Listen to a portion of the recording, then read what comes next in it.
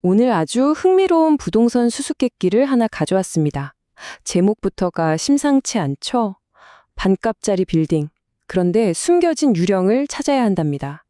겉으로 보기엔 정말 완벽한 투자 기회인데 그 뒤에는 우리가 모르는 함정이 숨어 있다는 거죠. 자, 지금부터 이 미스터리를 같이 한번 파헤쳐 볼까요? 자, 한번 상상해 보세요. 정말 좋은 위치에 번쩍번쩍하는 새 건물이 있는데 이게 글쎄 감정가의 반값에 나왔다는 거예요. 와, 이거 진짜 혹하지 않나요? 근데 딱 드는 생각이 있죠. 아니, 왜? 너무 조건이 좋으니까 오히려 의심이 가잖아요. 그런데 이런 물건 경매 시장에 실제로 나옵니다. 그리고 맞아요. 여기엔 반드시 우리가 모르는 뭔가가 숨어 있기 마련이죠. 이것 좀 보세요. 그래프를 보면 확 와닿죠. 감정가는 10억인데 경매 시작가가 5억입니다. 와, 말 그대로 반토막이 났어요. 도대체 어떤 비밀이 있길래 이런 말도 안 되는 할인이 가능한 걸까요? 지금부터 그 이유를 한번 제대로 파헤쳐 보겠습니다. 자, 이 미스터리를 풀려면요, 우리 눈앞에 있는 이 번듯한 새 건물만 봐서는 절대 안 됩니다. 오히려 그 반대예요. 지금은 아예 사라지고 없는 과거의 흔적, 바로 그 보이지 않는 유령을 찾아내야만 합니다. 이 분야 전문가들이 정말 공통적으로 하는 말이 바로 이겁니다. 눈앞의 새 건물에 속지 마세요. 이 퍼즐의 열쇠는 과거에 있습니다. 결국 겉모습이 전부가 아니라는 거죠. 이 수수께끼의 핵심은 아이러니하게도 우리 눈에 보이지 않는 것에 달려있다는 뜻입니다. 자, 드디어 핵심 개념이 나왔습니다. 바로 법정지상권이라는 건데요. 말이 좀 어렵죠? 아주 쉽게 말하면 이런 거예요. 이 땅은 내 거 아니지만 내 건물이 여기 서 있으니까 이 땅을 계속 쓸 수 있게 해주세요. 라고 법이 딱 보장해주는 권리입니다. 그러니까 남의 밭에 내 사과나무가 심겨 있는데 그 나무가 살아있는 동안에는 밭 일부를 계속 쓸 수 있는 권리가 생기는 거랑 비슷하다고 생각하시면 돼요. 자, 그런데 여기서 정말 결정적인 반전이 하나 나옵니다.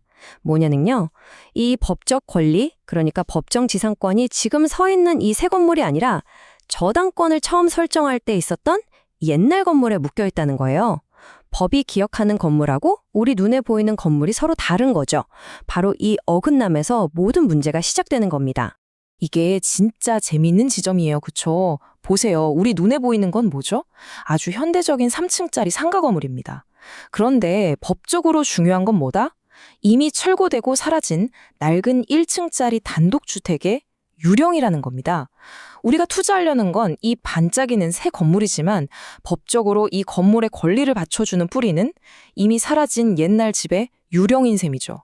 바로 이 차이가 누군가에겐 엄청난 기회가 되고 또 다른 누군가에겐 정말 끔찍한 재앙이 되는 겁니다. 자, 그럼 이 유령 건물 하나 때문에 실제 경매장에서 어떻게 승자와 패자의 운명이 갈리는지 한번 구체적으로 들여다보겠습니다. 보겠습니다. 자, 이제 경매장에 두 명의 플레이어가 등장합니다.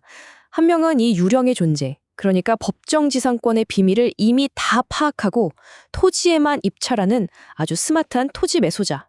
그리고 다른 한 명은 이런 복잡한 역사는 전혀 모른 채 그저 반짝이는 새 건물만 보고 이거다! 하고 뛰어드는 건물 매수자입니다.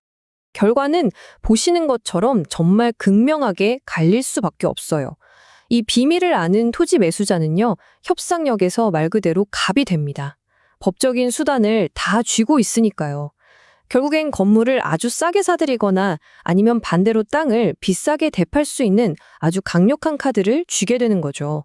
하지만 아무것도 모르는 건물 매수자는 어떻게 될까요?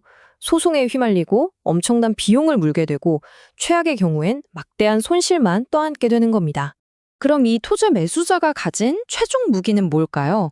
바로 철거 요구권입니다. 이게 정말 무서운 카드인데요. 옛날 건물이 있던 그 면적을 조금이라도 벗어나는 새 건물의 모든 부분에 대해서 이거 철거하세요 라고 법적으로 요구할 수 있는 권리예요.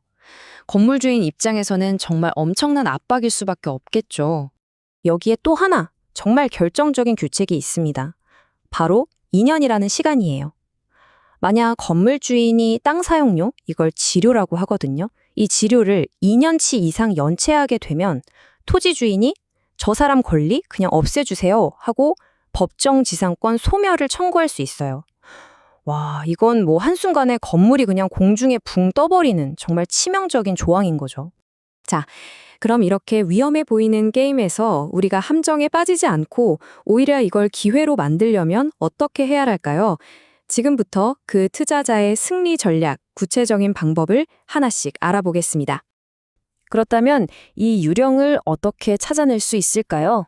전문가들은 바로 이 5단계 실사 체크리스트를 꼭 확인하라고 조언합니다. 뭐 1단계, 2단계 좀 복잡해 보일 수도 있지만 핵심은 간단해요. 서류를 떼서 과거의 흔적을 쫓고 직접 현장에 나가서 옛날 건물터랑 지금 건물이 어떻게 다른지 눈으로 확인하는 거죠. 손품, 발품을 파는 거예요. 이 과정만 철저하게 거치면 위험은 충분히 피해갈 수 있습니다. 그리고 이 숫자도 꼭 기억해 두셔야 합니다. 최소 1,000만 원. 이건 일종의 보험금 같은 거예요. 만약에 협상이 잘 안 돼서 법적 분쟁으로 가게 될 경우를 대비해서 소송 비용이나 기타 비용으로 쓸 예비 자금이죠. 투자는 항상 최악의 시나리오까지 생각해 두어야 하니까요. 자, 오늘 우리가 살펴본 이 이야기가 그냥 어떤 경매 물건 하나에 대한 분석에서 그치는 게 아닙니다. 사실 이건 경매장을 넘어서 우리의 모든 투자에 적용될 수 있는 아주 중요한 교훈을 담고 있어요. 결국 핵심은 이거예요.